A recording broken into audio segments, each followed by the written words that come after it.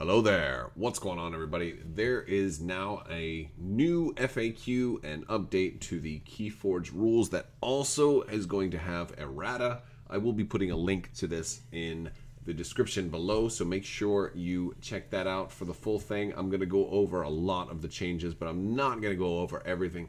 So you'll probably want to go ahead and read that yourself. There's a couple of FAQ situations that have been clarified, and we'll talk about some of those.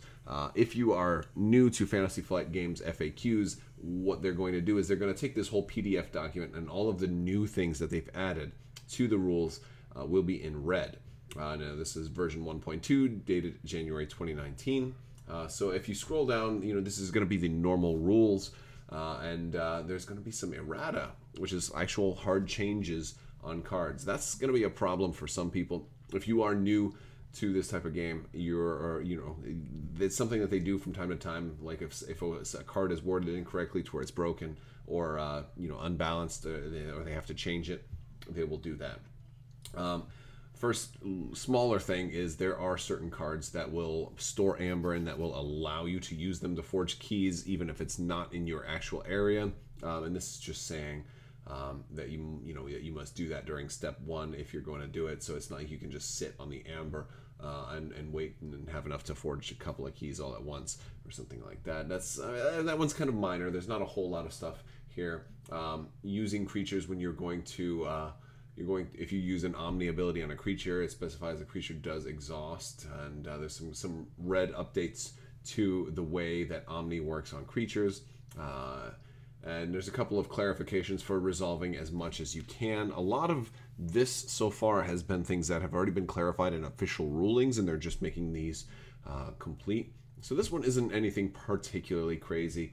It's just clarifying that you do as much as you can. If it says like ready and fight with a creature and there's nobody for it to fight, well, you still ready it. Or if it's already ready, then you just fight with it. But if you can't do both parts, then you don't have to do both parts. But if you can do both parts, then by all means do both parts.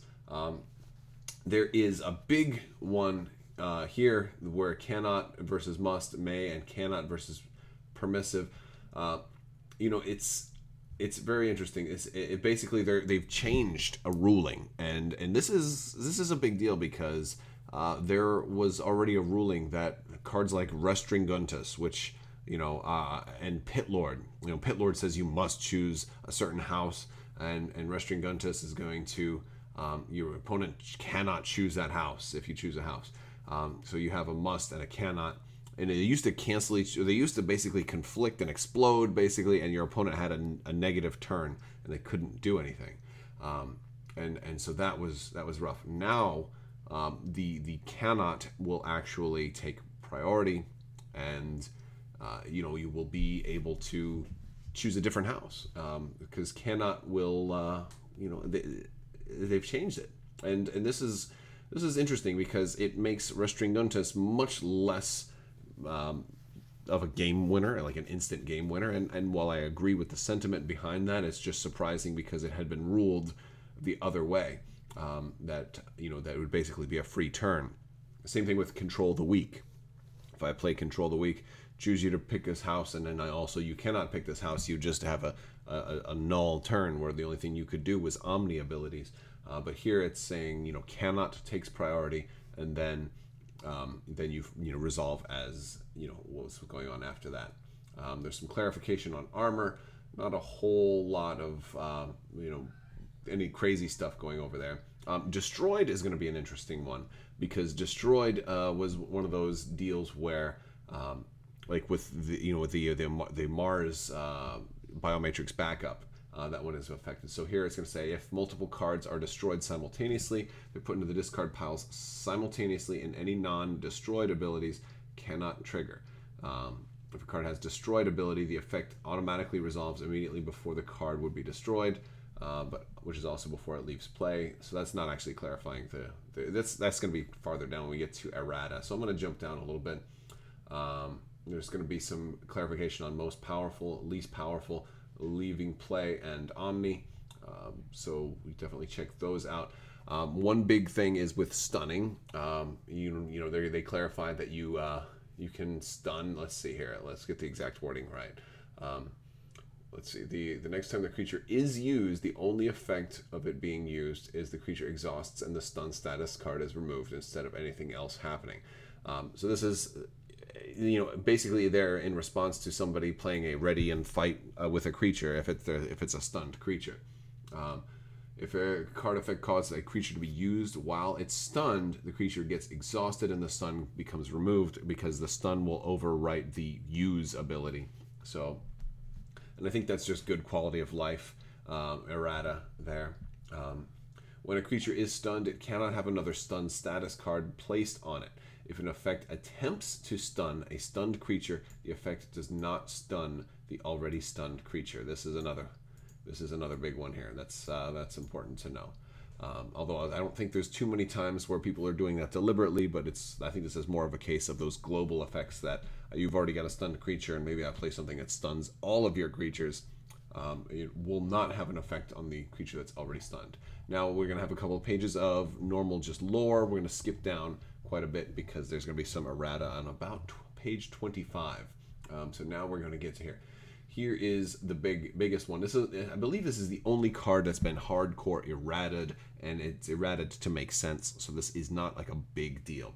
The Biomatrix backup is now going to say this creature gains destroyed. Put this creature into its owner's archives. They took out the may. And the reason for that is may effects have always gone to the active player. And so if I attack your creature that you put a Biomatrix backup on, well, now all of a sudden, I can say, oh, well, I don't want him going to his owner's archives, and then he goes away. But that was the whole point of you putting the backup on him, so that he would go to the archives. So, I think that was one that maybe just got missed, and we realized once the rules were clarified as the game was out, this is kind of a useless card. So now all of a sudden it has a value again because it will always go into its owner's archives. However, there are potential cases where maybe you would have changed your mind at the time it's destroyed and you wouldn't want it to go into your archives, especially in Mars when there's a couple of cards that can put stuff into your archive and you want to leave it there forever, like enemy creatures. So in that case, this could actually be a negative thing, but generally for the most part this is a positive change, and I believe it makes the card work the way it was intended to work. So that's a good thing. But then after this section right here, we're on like the last 2 pages, we're going to get like a page and a half worth of new FAQs. These are questions that people will, basically common questions that are frequently asked that are being answered by the developers. And so, like if you have Pit Lord in play and your opponent plays Restringuntus and chooses Dis, what happens when I try to declare my house? And this one says you can choose one of your other houses. It's the implication of the ruling of cannot versus must now.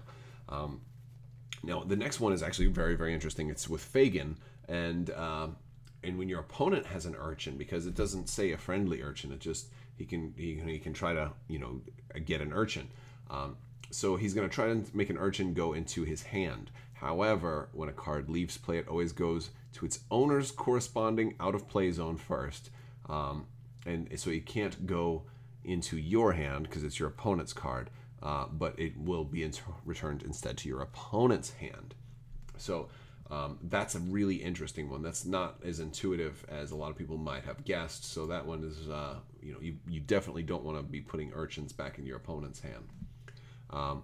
If you have 0 amber in your amber pool and you've chosen House Logos to be your active house, and you play Wild Wormhole and try to play the top card, and it's the Khalifi Dragon. Or there are other cards as well that require you to have amber in order to play them. This says that the Khalifi Dragon won't be able to be played even though the Wormhole is playing it, because it has an additional requirement to be played. Thus, it will go back to wherever it was attempted to be played from. So if something tried to play something from your hand and failed, it would go back to your hand. In this case, since it's trying to play a card from the top of your library, it will actually go back to the top of your library, which is really interesting. There's a bunch more in here. There's some really interesting ones. Let's see, is there any other really good ones? 2 creatures from their archives using the card sample collection. On my next turn, I play the card Dysania. What happens? She will call each of your opponent's archive cards to be discarded. However, since the sample collection states that when those creatures leave the archive, they're put into their owner's hand instead, these cards are returned to your hand.